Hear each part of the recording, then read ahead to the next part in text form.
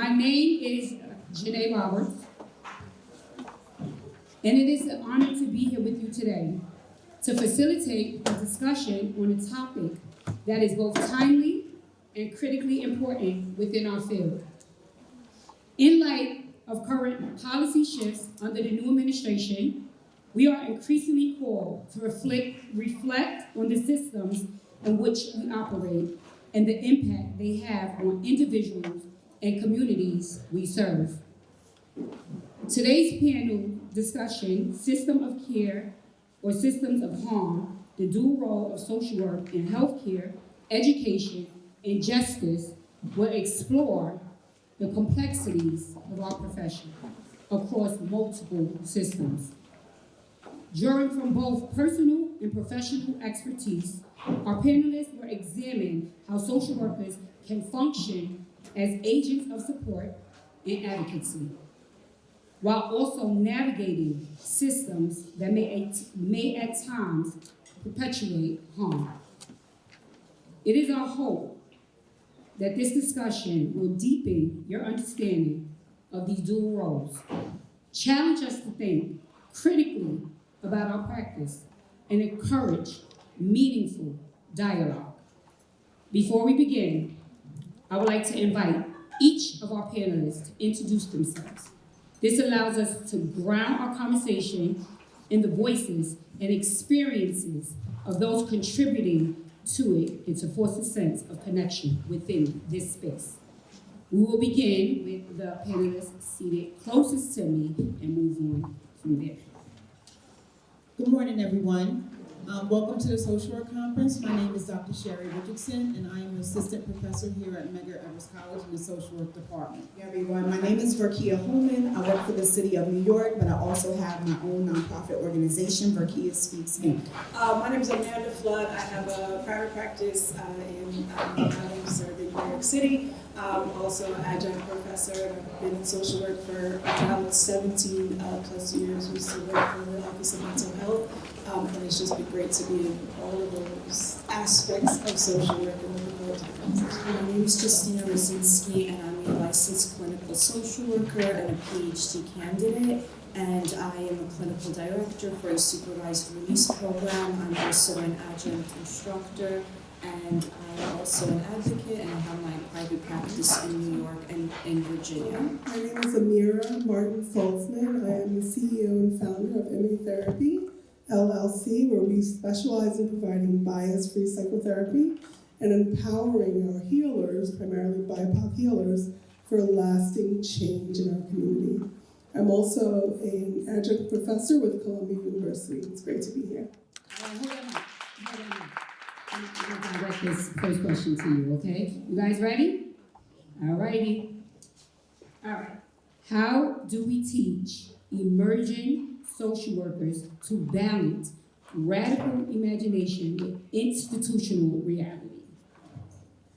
Thank you for that question. I think that's a real reality, especially when we think generationally and when we think about, as Mary mentioned earlier, the fact that we have 5, 6 generations currently in this workplace, in the professional field. And some of us, myself included, a Gen Xer, we're taught go, go, go, do, no matter what. Follow the rules, stick to the path, do what's supposed to be done, right? Don't make too many waves, not allowed here, right? And then we have younger generations where it's a completely different ideal and way that they're thinking about and navigating the world. And they're navigating the world from a place of, I need balance, I need to be able to do this work and it has to have value and meaning to me, and I also need to take care of myself through this. So I think we do it by holding both, right? By holding the fact that there are some things that we have to do in our role, and we teach that there are some things that are important to be done, but we never silence people, and we never teach people to be voiceless or not to stand up or speak up for what they believe in. We hold both at the same time. We hold ourselves in care, we hold our clients in care and safety, and we hold the organizations accountable. So it's really a few things that we have to do that. Thank you. Would anyone else like to answer the question? We're good, we can move on. Yes? Okay, go ahead. I'm going to say imagination is important in the work that we do. I think sometimes with social work, we have this image of what it should be. Like we only take kids away, work hard all day, but like you bring a lot to the table. And I think we always have to reevaluate where we are with that, because sometimes the work will burn us out that we forget who we are. And we're naturally creative beings. So what does that look like in your work? How can I deliver that more creatively? What can I do? Are there groups that I can do? Are there conversations? Are there things that I can create? For me, social work is the best profession because it opens the door to so many things that you can do. So don't forget that. The reality is, yes, there are systems and there are rules, but social workers are rule breakers, right? And social workers, we make things happen. So what do you want to make happen with the gifts that you have? Do not forget that and don't sleep on that, because I think we need it more than ever in this condition of life that we're in. Absolutely, and I am a rule breaker. Break the rule. All righty, next question.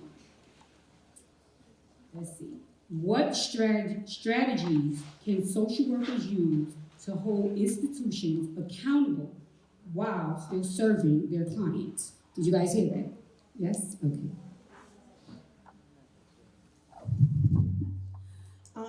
So I'm also a DSW student, and we talk about this often. And first, it's acknowledging our biases, right? Like we have to be clear about what biases we bring to the work.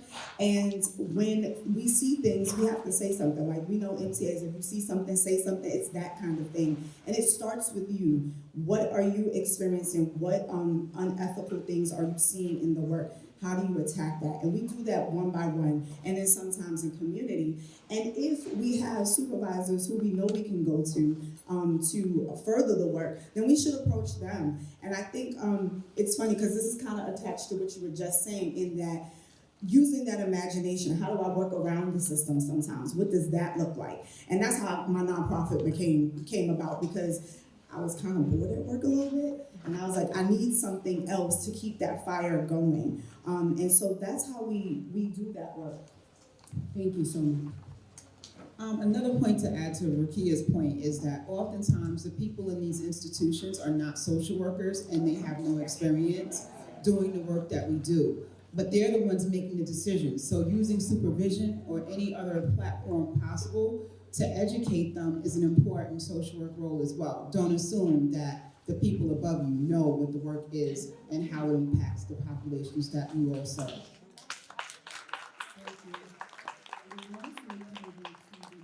Question. All right. So I see Justina looking at me. I think I'm gonna direct this question to her next. All right. Can you share an example where social work practice unintentionally reinforced systematic harm? How was it addressed? Thank you.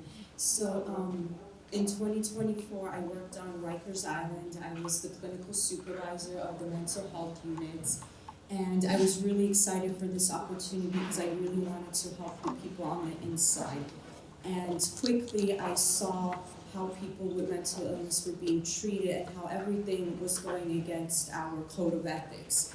And I always remembered being a social worker and just having so much pride in our profession, and I just couldn't believe that here I am in these mental health units as a social worker, watching people with mental illness being locked away in their cells for weeks and months. And quickly, while working there, I saw that I couldn't really make a difference while being there. I spoke to my colleagues, my supervisors, and this has been going on for years before I got there. And I made the really difficult decision to resign because it really impacted also my mental health care. They tell us, leave your job at work, don't take it home, but when you see people suffer and you see people being tortured, how can we just leave the job at the job? We take it home. And I saw how it was impacting me, and like I said, I always thought about our code of ethics, and I knew that I couldn't continue working in that kind of place and watching all of this happen and abide by my code of ethics. So I decided to resign, And after I resigned, I testified before the Board of Corrections about their practice, and I was featured in the newspaper, and this led to a policy change and to a formal investigation. And I never thought like me, just little, would make such a big difference. But I think, we as social workers, like our voice is so powerful, and sometimes these systems are so huge, and this has been going on for decades, but we actually can make a difference if we do speak out. And I never thought it would be possible. And yeah, I just, like I said, I felt like, I could do more change on the outside and can be a voice for my clients on the outside. And because of that, I got involved in different coalitions where I'm working to get certain bills passed to help those on the inside. Thank you. Thank you. All right, thank you so much. Would someone else like to answer that question? Yes. So another way that I've also seen systems of care operate as systems of harm, if we think about our child welfare system, right? And we think about families coming voluntarily for services and having to have an active child welfare case in order to do that, in order to get the support that they often need, right? That's something where on the one hand, it's great to get the support. And on the other hand, a lot of times families feel marginalized or labeled through that, And that's, a prior chapter of my life working in that realm. And currently doing clinical work consistently, diagnoses, right? If you want to bill that insurance, you're going to need diagnoses. It's going to last for quite a few sessions, depending on what this person may need. And that's a reality. And that's something that we have to think about. And, having a label, putting this label on somebody, whether or not their circumstances merited at that moment or not, the reality is it's a label that people carry that has meaning to them and meaning to these systems. Thank you so much. Anyone else? We can accept. So just to piggyback a little bit on what you were saying about child welfare. So one of the things that stood out for me in my work in child welfare is that it really was more of a surveillance type piece as opposed to real actual support. And it was really up to the individual social worker to really kind of make it their cause to actually provide support as opposed to just simply surveilling the family and surveilling the children. And so there have been some changes within child welfare now where there's more of a push towards preventative services, but again, you really want to make sure that in the work that you're doing that you're not just simply there to look and observe, but that you're actually there to help. Absolutely. Thank you so much for that. You would like to add, or can we move on to the next? Go ahead. So, I do social work in my personal life too. I am a lupus advocate because I live with lupus. So, women specifically are the people who are diagnosed the most. But Black women in particular are the highest living with lupus. And for me, trying to get people to participate in research has become tantamount. And we know all of the historical reasons why we don't. However, it's important for us to do those things because we're not able to get the care that we need because we're not participating in the research. We're not diagnosed as soon as most other groups. Our pain is ignored, and we all know all of those pieces to it. So to me, it's important to be an advocate. I work very closely with the Lupus Foundation of America, and we go to DC every year for the Lupus Summit and Weekend on the Hill. So for me, trying to find ways to make people aware of the disease, and specifically emergency room physicians, because they're clueless. And I know that from a personal aspect, I go in crisis with different things, and I tell them I have lupus, I'm having a flare, and they go, oh, we'll give you Tylenol, and I'm like, that's not going to do anything.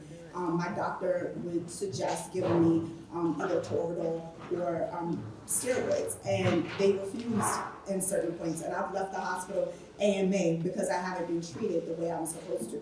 So it's about advocacy and speaking up and empowering those who are dealing with these different things to speak up for themselves. Thank you for that. I just wanted to add one point. I think Dr. Richardson made a really, really important point, but I just want to add to that I have known so many social workers who have worked for child welfare, who have worked for preventive, and nobody goes into it to surveil, right? Nobody says, I want to be into child surveillance. Every single person goes into it with the heart and passion and care and concern for families, for children, for safety. And I think, yeah, we can say that there are sometimes challenges within those systems, but I think it's really important that we don't classify, people or systems as one part of the entity, and that we just remain mindful of our colleagues and the work and the passion that we all bring, the concern that we all bring to the work that we do. Thank you. So I just wanted to add one more point to that. So it wasn't so much in terms of just us surveilling, but I think that's how the system causes harm. It's not that we go into the work with the intention of just surveilling instead of providing support, but a lot of times that's how the system is set up. That's how usually sometimes supervision is set up. When you speak to anyone in administration, that's usually what the theme is within administration. So it's kind of like a trickle-down effect, if you will. But definitely in my work, that was not what my goal was, but you do start to notice these things, and then you try to do what you can to address it. Thank you. Okay. All right. So, speaking of advocacy, what role does advocacy play in shifting systems from harm toward care, and how can students get involved early? So advocacy is a huge part, and this is why we get into this field also.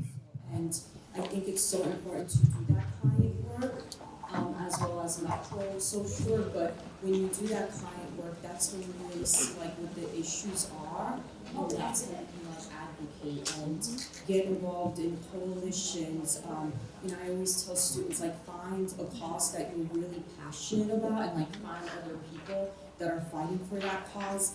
And go talk to the senators in Albany. They have so many advocacy days, that start in January, fight for something that's really important. And I remember before Rikers Island, I was working with people on parole, and I was just doing clinical work, and I never thought that I would want to do research or advocacy, but then I saw all of the laws that my clients were impacted by, and I thought, you know what, let me do something more to change those policies, and that's why I'm involved in a PhD program. So I think that's really the beauty of our profession. We can do so many different things. We can do that direct client work, but then get involved in advocacy to help change and pass laws that impact our clients directly. I agree with Justina, thank you. Definitely join advocacy organizations. One of the things that I teach in my class is that oftentimes policies affect the work that we do. It affects sometimes what we can offer clients. So, you as being the credible messengers, knowing directly how policies impact the people that we work with, you definitely should go and speak on these issues. We're credible messengers. We're the ones that are doing the work. So, speak to, policymakers. Go to Albany. Participate in all kinds of advocacy efforts to make or raise awareness about things that are happening or policies that are in place that uphold systems of harm. Yeah, and I love that I'm hearing just what we stand for as social workers, right? Things like advocacy, and I think even just the integrity of what we do. And our pushback can happen on multiple levels. So whether you are that person that wants to go out and, go to those days and get on the bus and all of those things, but don't feel like because I don't do that, I don't have a part in helping and supporting. Because even for me now, a micro kind of space, having a practice, that's an opportunity for me because it's still about access, right? We have insurance companies that dictate things, who has care and who doesn't. And sometimes, unfortunately, you have to turn people away because of the insurance that they have, right? And when you talk about systems that cause harm, I may be inadvertently causing harm by not taking you. However, I have to sustain my business so that I can continue to see people. But what I can also do is educate people to like, listen, you should know this, this, and this about your insurance carrier, right? And there was one particular insurance carrier that recently they changed how they practice to where now they pay more for services, right? So, and this was for years that they were one of the lowest paying providers, right? So it's interesting, and you never know where people will then take the information back. So I may not be fighting the insurance company, but if I tell the consumer, this is what it really means to have this, and this is why it's so hard for you to find a provider and get the help that you need, they are more educated, and then they can push back, right? So wherever you are, know that there's a role for you. There's that micro pushback, that meso, and that macro. We talk about systems. So however you work that, I think just keep in mind that you can have a role in changing things.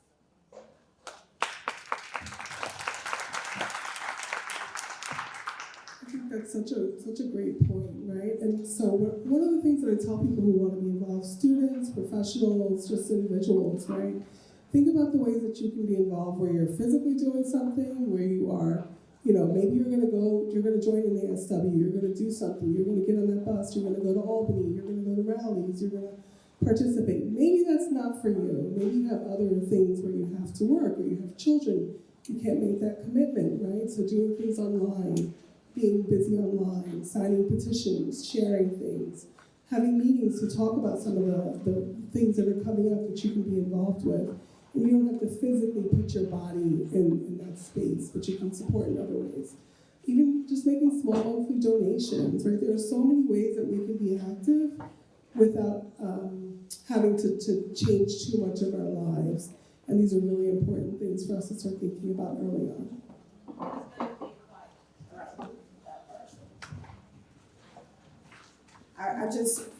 As a student myself, speaking up has become a thing. So just feeling empowered in my 9 to 5 when I see unethical things happen, just kind of put my foot down. I'm not doing that.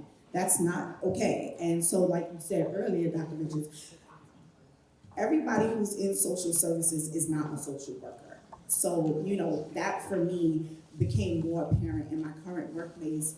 And so they're not thinking about the social work code of ethics. That's something that we learn. Everybody is not privy to that. And so, trying to just call people to the carpet, and not publicly, right? Like, take them to the side. Hey, what you did, that wasn't okay.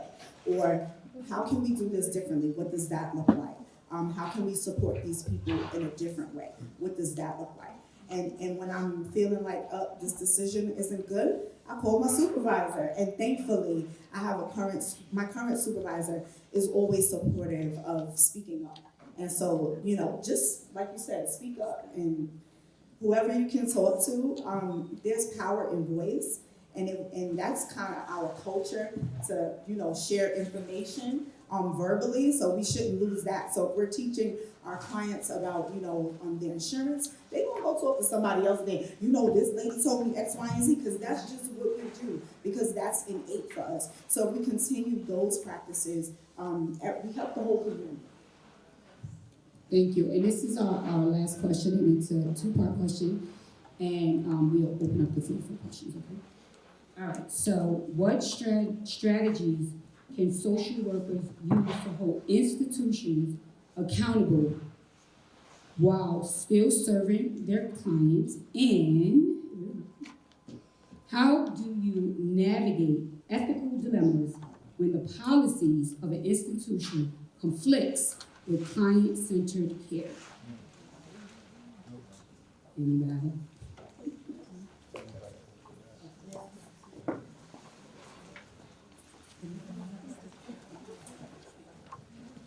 Well, I think it's been said, what's been said here quite a bit is doing it out loud, right? I have issue with this, bringing it up in supervision, being honest about what you're feeling, what you're thinking, what your concerns are. Framing it professionally, right? Like, this is the concern that I see with this policy. This is the issue that I have with how we're serving X population. How are we replicating harm, or how are we replicating trauma? Where are we meeting needs? Where aren't we meeting needs? Really coming to it from a professional point of view and speaking about those things honestly and clearly. I think that's one of the first ways. Yeah, I agree with that. And I think the other part of what you're saying in this is that in speaking up is also kind of saying what I said earlier about not assuming that the people that you're speaking to are fully knowledgeable about, you know, what's going on, what's happening, what's ethical or what's not ethical. Like sometimes it's up to us to actually really kind of like speak up in detail what's happening. I'm also a firm believer that if you're going to bring up a challenge or an issue or a concern, that if you have a solution, offer it. Yes. Okay? You know, don't be afraid. Don't just stop at, here's the issue, this is what I'm seeing. But speak if you have ideas about how to make it better. You know, be willing to take the lead on actually implementing it if you're given the green light to do it. So that's how leaders are born. It's funny that you mentioned that because one of my classmates and I, we're very similar people. But we always talk about leading from the middle. You don't have to be in leadership to lead. You don't have to be in leadership to make change. You can lead from the middle. You can be a student, you can be a new social worker, you can be a seasoned social worker. But you can lead from the middle. The other thing that is super important to me is mentorship. It's okay, we have to do better about supporting newer social workers. I've been in some certain atmospheres where people are like, hey, come, you know, and while that hasn't happened in social work, it's happened in other arenas. But I think it's our responsibility to support that next generation. Like Ms. Pendergreen said, we're multi-generational now. But how do we support those new social workers? What are we doing to help them get to the next space? Because they are going to be the leaders. We're not going to do this forever. I hear a little bit of like self-accountability there. And I think self-accountability is like being in spaces like this where you can have conversations and get new ideas, as well as, you know, I think from an agency standpoint, being open to have like students and have those ideas come in, because we get stuck in this place of like it has to be this way. I think it's like we fight to do that with clients for them to see that there's a different way. We have to do that systemically as well. And then I also think, unfortunately, like I am a eventually get up and go person. Right? I'm not going to stay in a place that doesn't really fit well. And I think we all have to determine what that means for us, because you can be in a system that doesn't work well. We'll be real, most systems will have its limits, but that's okay. That's where we show up and do our best work. But is this working for me as well as is it working for our clients, right? And it might not work for you anymore, and you need to move to a different situation or setup, and that's okay. And I almost think professionally we should think about that. Working with somebody one time, she said like every 5 years she's looking to move into a different position. She's in some crazy level right now, right? So I think don't stay where you are and get stuck to and make it burn you out and make you this like bitter person, because that translates to everything that happens around you too, right? So maybe I need to move, maybe I need to go learn more and experience more myself. I moved, I stayed with the state as long as I could, and then there was a part of me that just felt like it was slowly dying inside. And I just couldn't do that anymore. I love the work, I tried, give it my best shot. But then I just moved on to something else, and I just love what I do now, just more flexibility. It works for who I am, and I get to serve in a different capacity. And that's where my joy is, right? So think about what your joy is. That is your self-accountability to this field, so that we can keep social work going, and it's going strong, and people don't know us as like mean, bitter, angry people. And then we snatch stuff away, like, oh, dope. I really appreciate that, Amanda. I think it's kind of like finding a mate, right? Like, who is the person that you want to be with and you love, where there can be some challenges, but they're challenges you can deal with, right? Think about your work the same way. Is this a place that I feel good about, where I feel like I'm building, where I'm connecting? Are these challenges that I can deal with, or are these deal breakers? And that's how I like to think about it. And I think it's also very important to remember always why we got into this profession. It is easy to just go along with the culture. You know, there's certain circumstances where we may have to stay at a job because of pay, location, but we are in America and everybody else. So like to really think about like what we are okay with, and always remember like why we got into this work in the first place. Absolutely, absolutely. Thank you so much. We are at the end. So thank you all for your thoughtful participation and engagement in this important conversation.